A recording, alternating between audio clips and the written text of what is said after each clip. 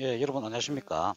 현재 7월 6일인데 현장에 나와 보니까 이렇게 과대지가 수익이 멈췄습니다. 이렇게 여기도 현재 멈췄고 여기 위에 거도 보면은 멈췄죠. 이렇게 멈추는 게 정상인데 수세가 세거나 지나치게 도장지를 많이 자르거나 또 토양 속에 질소 함량이 높거나 하면은 2차 순이 뻗게 되어 있습니다. 여기는 보니까 전반적으로 다 멈췄는데 역시 하늘로 뻗은 도장지는 힘이 좋다 보니까 순이 세게 나와버렸네요. 예. 여기도 보면은 밑에 있는 것들은 멈췄는데 위로 뻗는 이 순들이 보면은 이렇게 2차 순이 발생됐습니다. 이 정도는 여러분들이 감안하셔야 됩니다. 저기 뻗는다 그래서 나무가 잘못 들 일은 없다 이런 말씀을 드리고 오늘은 제가 연면 시비에 대해서 간략히 말씀을 드리고자 합니다. 그래서 연면 시비를 왜 하는지 특히 칼슘 지금부터는 칼슘 요구도가 높기 때문에 과일의 경도를 향상시키기 위해서 또 저장 중에 칼슘 장애를 예방하기 위해서 지금부터 여러분들이 칼슘 연면 시비를 해야 된다. 토양으로 뿌리는 게 가장 원천적으로 좋지만은 좀 늦은 감이 있기 때문에 연면 시비를 할 수밖에 없다 이런 말씀을 드리고 여기 착과량이 어느 정도 괜찮게 되었습니다. 자, 우리가 연면 시비는 왜 하느냐? 정의를 보면은 연면 시비는 비료 또는 영양제죠. 사종 복합 비료를 사용해서 뿌리로의 흡수 대신 잎을 통해서 흡수시키는 이 방법을 우리가 연면 시비다 이런 말씀드리는데 연면 시비는 토양 시비와는 달리 잎을 통해서 일시적인 효과를 얻기 위한 것이다. 또한 어떤 외부적 환경으로부터 뿌리의 기능이 제대로 발휘되지 못할 때 또는 고온기, 열대야 등으로 동화 능력이 현저히 부족할 때 그때 잎에 연면 시비함으로써 빠른 시일 내에 필요 성분을 보충해 주기 위한 일시적 방법이다. 이렇게 알고 계시면 되겠습니다. 단편적이고 일시적인 방법이다. 이러한 연면 시비도 사실 자주 하게 되면은 뿌리의 제 기능이 약화될 수가 있으므로 필요한 시기에만 유효적절하게 여러분들이 하셔야 됩니다. 너무 편하게 나무 한 대 하시다 보면은 나무 뿌리가 본능적으로 자기 할 역할을 망각해버린다. 그래 보시면 되겠습니다. 그 다음에 그 잎을 통해서 연면 시비하는 흡수율을 보게 되면은 잎의 생리 기능이 왕성한 그런 시기일수록 연면 시비 효과는 높고 또 새로운 잎은 오래된 잎보다가 흡수율이 더 뛰어납니다. 더 높습니다. 또한 잎의 이런 앞면보다는 잎 뒷면이 흡수가 더 잘 된다. 구멍, 기공이 존재하기 때문에 흡수율이 잎 앞면보다는 더 높습니다. 그래서 여러분들이 치바지, 밑에서 위로 약을 치는 치바지 방법이 좋다는 말씀을 늘 우리가 강조를 하고 있습니다. 이 과종별로 보면은 사과나무 이파리가 복숭아나무 이파리보다가 흡수가 더 잘 됩니다. 그래 아시면 되고 또 질소 함량이 높은 이파리가 질소 함량이 낮은 이파리보다가 흡수율이 더 높다. 그래 보시면 되겠습니다. 또 초봄에 온도가 높아질수록 증가되고 흡수율이 증가되고 상대 습도가 낮을 때 흡수가 더 잘 된다. 용이하다. 그래 보시면 되고 잎의 연령, 잎의 나이가 증가할수록 흡수율은 더 떨어집니다. 노화된 잎은 흡수율이 떨어지고 새로운 잎들이 흡수율이 높다. 그런 뜻이 되겠습니다. 또 그러나 우리 농도가 너무 높으면은 부작용도 나타나죠. 약해 우리가 일종의 약해 농도 장애가 나타날 수 있기 때문에 0.3%에 주로 물 500에 1.5kg 범위를 초과하지 않는 범위 내에서 연면 시비를 해달라는 말씀 우리가 늘 그렇게 교육 때마다 그렇게 말씀을 드리고 있습니다. 우리가 성분별로 보면은 요소하고 마그네슘 그 두 가지가 흡수가 가장 빠릅니다. 그 다음에 가장 늦는 것은 인산이 비효가 가장 늦게 나타납니다.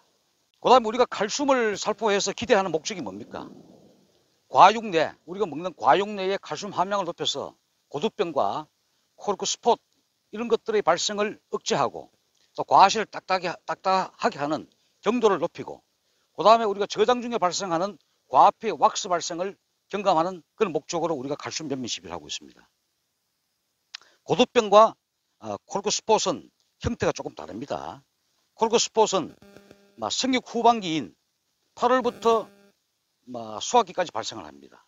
고두병 증상보다는 좀 더 큰 오목한 그런 상태인데 주로 과실 꼭지 부위, 과실 꼭지 근처에 주로 그 증상이 오목한 증상이 나타납니다. 그러게 이제 코르크 스폿이다. 예, 그런 우리가 말씀을 드리고, 고두병은 비터핏인데 가장 대표적이죠. 수확 전에 발생하는 것을 우리가 수상피트, 트리핏, 저장 중에 발생하는 것을 저장핏, 스토레이지핏, 이렇게 우리가 명명하고 있습니다. 고두병은 주로 여러분들 보시면은 잘 아실 겁니다. 38선 적도 부위 밑에, 38선 경계 부분 적도 부위 하단부에 주로 발생된다고 제가 말씀 많이 드렸죠. 그게 이제 고두병이다, 이런 말씀을 드리고, 그 다음에 콜코스폿은 이 꼭지 근처에 그런 데서 발생이 많습니다. 우리가 이 칼리나 질소를 과용하거나 잦은 광우, 비가 너무 자주 오거나 하면은 그 질소 흡수가 많아지죠. 그럴 경우에 이런 칼슘 결핍 증상이 많이 나타납니다. 그 다음에 과습, 강전지, 과다 적과, 도장지 과다 제거, 이래 하다 보면은 그런 것들이 이 칼슘 결핍 장애를 유발시킬 수 있는 주요 원인이 될 수가 있다, 이런 말씀을 드리고, 대체적으로 5월, 6월 비가 적고 오랜 기간 동안에 건조하거나 그러다가 생육 후기에 강우가 많이 나타날 경우에 이 칼슘 결핍 장애가 많이 나타날 수가 있습니다. 이게 탄저병 같아 지금 이거. 예? 원래 탄저균이 많다고 지금 연락이 온단 말이야 이게. 집에 가서 뒤다봐야 되겠네. 예. 탄저는 높아요. 없는데. 이거는 큰일 난다고 이거. 예, 칼슘은 입 앞뒷면 모두 흡수가 다 됩니다. 이 앞면이나 뒷면 흡수 다 되는데 입 뒷면이 숨구멍, 기공이 있기 때문에 흡수가 더 용이합니다. 그런 말씀을 드리고, 또한 선단부에 어린 잎이 세 가지 기부의 잎보다는 흡수량이 더 많고, 또 주위 조직으로 이동도 더 잘 된다, 더 크다, 이런 말씀을 드립니다. 또 잎에서 흡수한 칼슘은 다른 잎으로 그 이동이 없습니다. 우리가 16대 원소 중에 칼슘 흡수가 가장 안 되고 이동도 가장 어렵다, 그런 말씀을 제가 드립니다. 또 이 과촉엽, 열매 근처 이 과촉엽에서 흡수되더라도 인근 과실로 이동이 거의 되지 않는다, 매우 적다, 이런 말씀을 드리고, 과실 표면에 직접 맞도록 칼슘을 때려야 됩니다. 그래야 그나마 흡수가 될 수가 있다, 이런 말씀드리고, 따라서 칼슘은 과일, 이파리, 가지, 이 수체 모든 부분에 어느 부위에서도 흡수가 다 가능하지만 각 서로 간의 부위 간의 이동은 거의 없다. 그래서 과실 표면에 직접 맞춰달라, 묻도록 해달라, 이제 그런 말씀을 제가 드립니다. 또 여러분 여름 되면은 염화칼슘 얘기를 많이 하죠. 지금 또 염화칼슘은 흡수는 잘 됩니다. 잘 됩니다만 주로 공업용보다는 식용 염화칼슘을 여러분들이 농약과 혼용하든지 1kg 내지 1.5kg 물 500리터에, 또는 단량일 때는 2kg까지도 가능한데 2kg 넘었으면은 8월달에 잎 가장자리가 타버리는 장애가 올 수 있다, 현장 경험상 봤을 때. 그런 말씀을 제가 드리고, 그 다음에 제가 또 드리고 싶은 말씀은, 지금 가수원에 풀이 나와 있죠. 이 풀의 역할, 우리가 보통 이 과수하신 분들이 풀이 있는 것이 수분이 유지가 되고 또 도움이 된다, 뿌리에 도움이 된다, 특히 가물 때. 근데 우리가 그런 잡초의 정상작용이 너무 왕성해서 오히려 사과나무 뿌리하고 수분 경합이 발생됩니다.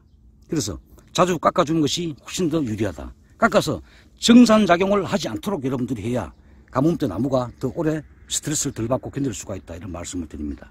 특히 외상대목, 여기는 M9 이중 대목이기 때문에 근권 분포가 넓습니다. 하지만 M26이든 M9든 M9이든 작은 외상대목은 이 근권 뿌리가 아주 작습니다. 그래서 이 수분 스트레스라든지 이런 것들이 아주 취약하죠. 그래서 그런 외상대목, 외대 같은 경우는 여러분들이 이 근처에 만약에 이 뿌리 근처를 덮고 있다, 그러다 버리면은 대목 부위에 공기뿌리가 있습니다. 이 속에 보면은 뿌리가 노출되어 버려요. 그게 우리가 기근이다, 공기뿌리, 즉 기근이다.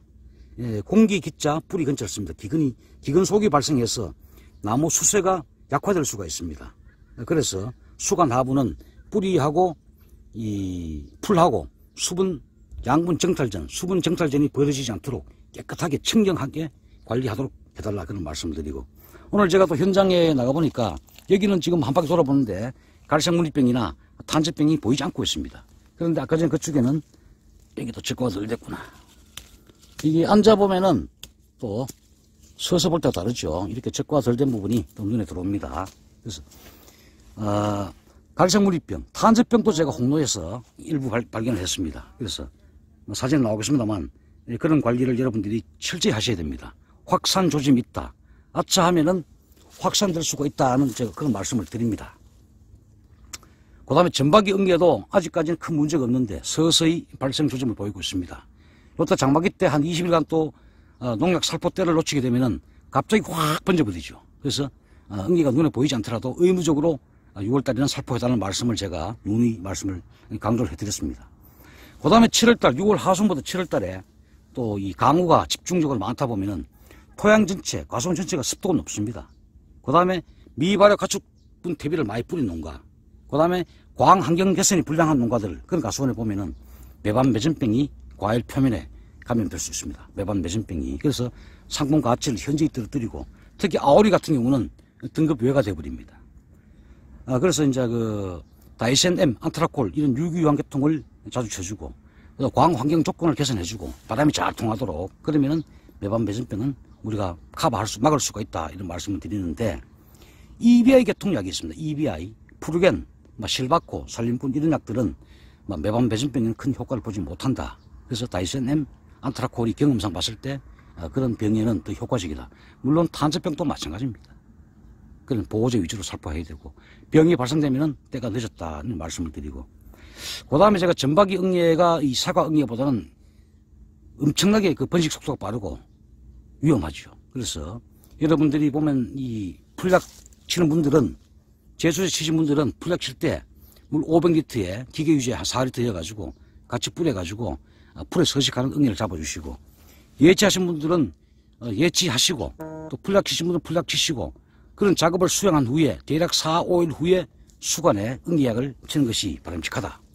우리가 그 밑에 작업을 했기 때문에 응애 서식 밀도가 서식지가 없어버렸죠. 그 수관 이동하는데 나무 이동하는까지의 거리 시간이 4일을 보고 있습니다. 4일 정도 경과 후에 응애 전문약을 쳐서 응애를 방지하는 것이 더 효과적이다 이런 말씀을 드립니다. 그래서 끝까지 여러분 최선 다하셔서 소기에 좋은 성과를 기대하면서 때가 되면은 생각날 때마다 제가 그때그때 영상을 찍어서 올려드리도록 하겠습니다. 예, 여러분 감사합니다. 잘 먹겠습니다. 예. 토종닭을 예.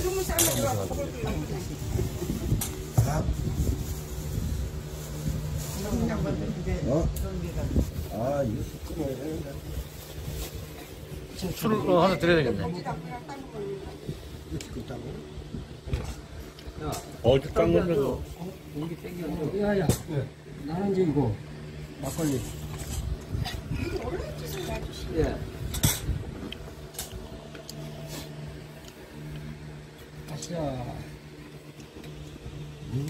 아, 맛있다. 잘 먹겠습니다. 잘 먹겠습니다. 예. 아직